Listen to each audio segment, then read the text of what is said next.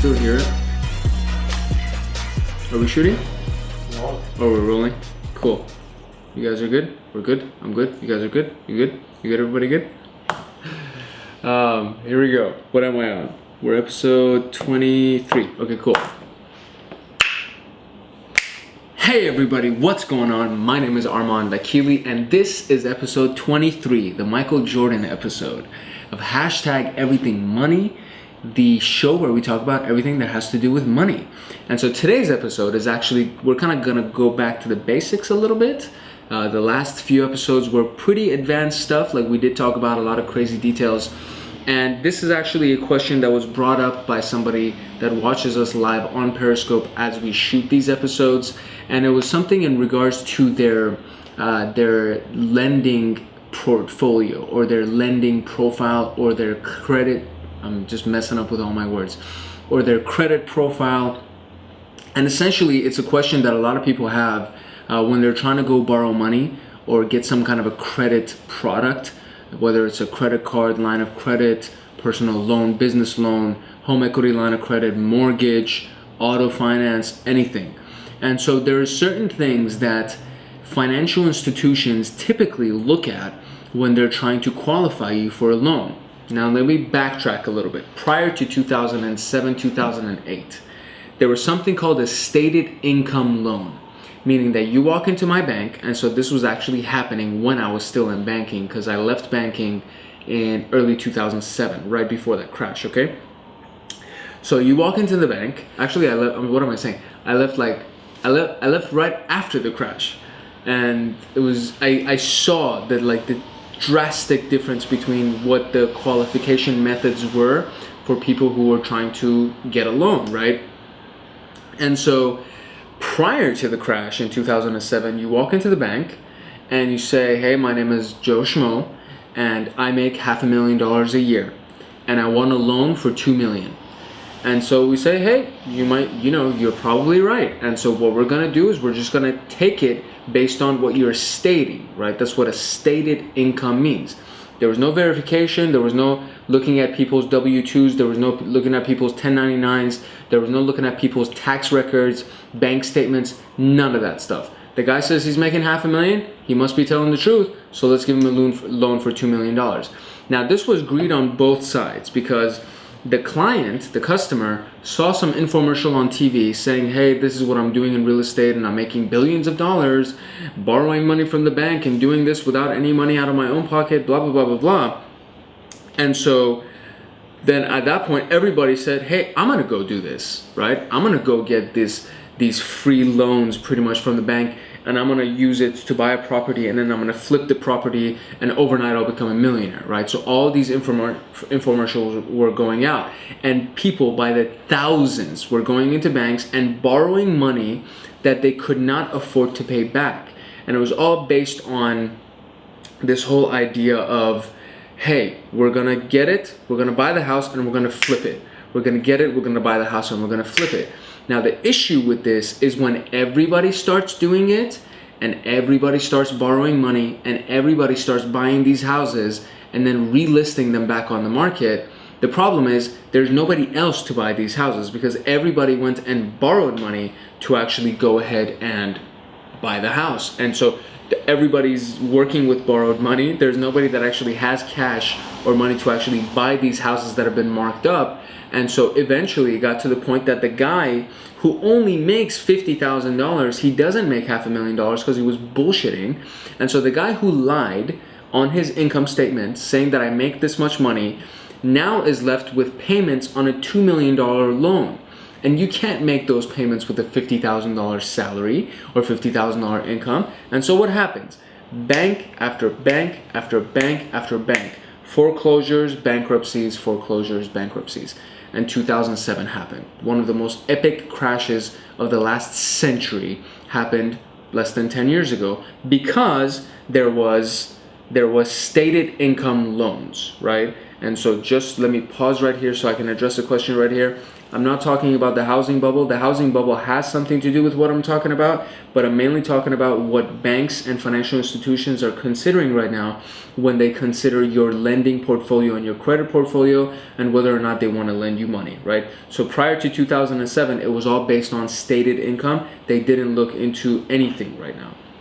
Or they didn't really look into anything about your actual financial portfolio, right? Right now, back to you guys, back to YouTube, right? And Facebook.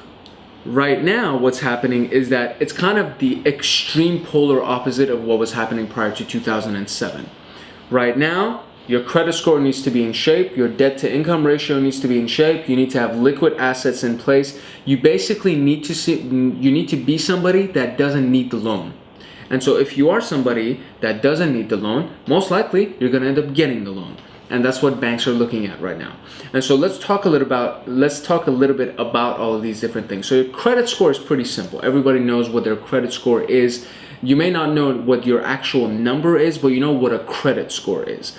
You know that, hey, if I make my credit card payments on time, if I make my phone bill payments on time, if I make my car bill payments on time or my car payments on time, then I'm gonna most likely have a pretty good credit score because my credit history has been pretty consistent, right? I paid on time. Now, a good credit score is no longer just enough. Like just having a good credit score is no longer enough to get a really decent loan or like a pretty heavy duty loan. Because the second thing that they're looking at is your debt to income ratio, which means what? If your income on a monthly basis is $5,000, let's do $10,000 because it's just easier to do round numbers. If your income on a monthly basis is $10,000 a month and your debt obligations between your mortgage, car payment, credit card payments, lines of credit, loans, anything, your debt obligations is $5,000 a month, that would be a 50% debt to income ratio, right? The magic number is 35% or below. So it doesn't matter which institution you go to, typically, they don't want you to be higher than 35%. And even 35% is cutting it close, right? So let's say you're at 35%, $10,000 a month, 35% of it is $3,500 a month. $3,500 a month is your debt obligations, your debt payment obligations. At that point, what they're gonna look at is your net assets, your liquid assets. What do you have in place that if something happened, you lost your income, you lost your current cash flow, you lost your everything, right? How am I going to get my money back? How, as a bank, I'm looking at you and thinking about this. How am I going to get my money back? If you lose your job and if you lose your source of cash flow, how are you going to make these payments? And these are the things that they're really like very, very serious about. And if you have a house, you can collateralize the house. If you don't have a house, you're kind of SOL. If you have like a decent car, you may be able to collateralize the car. And it all depends on the loan too, right?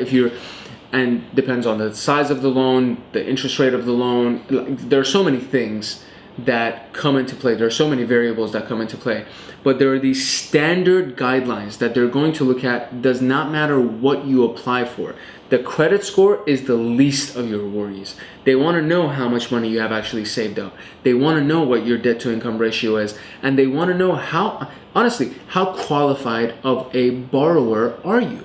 And how responsible of a borrower are you? And these are things that every institution. Now, watch this, okay? There are companies, because I've heard this happening, especially a lot more recently, that there have been companies that started doing the stated income loans again. And I mean, if history is any indicator, I have a very strong feeling that they're gonna go out of business. I mean, it's so easy to take advantage of an institution and just lie your ass off when there's nothing being verified, when they're not looking at income statements, they're not looking at tax statements, they're not looking at bank statements, and they're just handing out loans. Like, there's something wrong with that. And I was weary of it. I was like very concerned about it prior to the crash happening in 2007. So the fact that the crash happened and people are still doing it, it's like really concerning, right? So all of that being said, to say what? If you are the consumer, I mean, you probably are the consumer. Either you're the business owner or you're the actual family head of household that you're trying to go to an institution and you're actually trying to you're borrowing money. My recommendation to you is this: same rules that they look at, or the same rules that the banks have for qualifying you, I think should be the same rules that you use to qualify yourself. Meaning what? If you don't have enough money, liquid, saved up to actually go either put like a really heavy down payment on the major purchase that you're trying to make, or buy the whole thing in cash. Like if you don't have that kind of money saved up, you probably shouldn't be doing a loan. Put yourself in a situation that I have the money to pay for it in cash, I just don't want to use my money. I want to use the bank's money. And then I'm going to use that. And then there's an episode that we have on leveraging debt, and I have no idea which episode. I think it was episode 5. Either episode 5 or 6. I'm going to put it up here, episode 5 or 6. It's already up on YouTube, and Deji's going to do like the episode right here in the editing. But episode 5 or 6 talks about leveraging debt to actually make more money, and leveraging debt to actually flip money and use the bank's borrowed money instead of your own cash to actually go make these major purchases and then make money on the debt and then pay the debt back with the interest, so you're completely debt free and now you have an asset on this side. So we actually talk about that in pretty fair detail in episode 5 or 6. I can't remember. I just know that there was an episode. It's either 5 or 6 that talks about leveraging debt. So that's there for you. So definitely reference back to that episode to actually watch how you can leverage the debt, and then put yourself in a situation that you're not using debt to make purchases that are superficial, that are not beneficial to the family, but you're using debt to actually make more money. And that's I was gonna say it's a subtle difference in thought processes, but I feel like it's a very, very substantial difference in thought processes and philosophies general. So that was episode 23, which is the debt to income ratio episode and the debt qualifications, credit qualifications episode. Now we do have debt professionals, licensed debt professionals that just can help you with the consult if you actually need one. If you're currently in a pretty heavy debt situation that you want to get out of, we can help you do that, whether you're trying to consolidate, whether you're trying to settle, or maybe even considering bankruptcy. Although I recommend bankruptcy as like the absolute last resort. But if that's something that you're considering, talk to us and let us kind of help you walk through it. Let us talk you through it and see if there's any way that there are other options for you other than filing for bankruptcy and putting something on your record for the next 7 years minimum. So that's that for you. And then on the other side of it, if you want to actually learn how you can leverage debt to make more money, so you're not necessarily in a lot of debt, but you want to learn how to leverage debt to make more money, also give us a call. Well, actually, I don't think we're going to put up the phone number. We're just going to put up an information capture form that you can register to speak with somebody, and then they'll go ahead and call you in the next 24 hours. So that's how we're going to end up doing the debt side of things. I hope you found value in this episode. I hope you're subscribing to the channel. If you're not already subscribing to the channel, look, where is it going to be? It's going to be right here. The subscribe button is going to be right here, right under the video. Subscribe to the channel. It's free. We're not asking for money. We're not asking for anything. I'm trying to give as much value to you as possible. And all I want in return is a subscription. That's all I want. And then of course I want you to share it also. I want you to like also. I want you to go and tell every single person that you know about it also. I want you to leave comments in the comment section. I want you to leave questions in the comment section so that I can go ahead and answer your questions in the future videos. This question was brought up actually by one of our followers. Unfortunately, I didn't get the username or website to be able to give them a shout out, but I feel like it was a good question for me to be able to answer for you guys. So that was episode Michael Jordan, episode 23 of the #EverythingMoney show. My name is Arman Vakili. As soon as this ends, there's going to be all my social media profiles. Follow me. Let's talk. Let's mingle. And let's chop it up. Let's see what we can do for each other. And hopefully we can mutually benefit each other. And one more time, Arman Vakili, #EverythingMoney, episode 23. And I'll see you in the next one.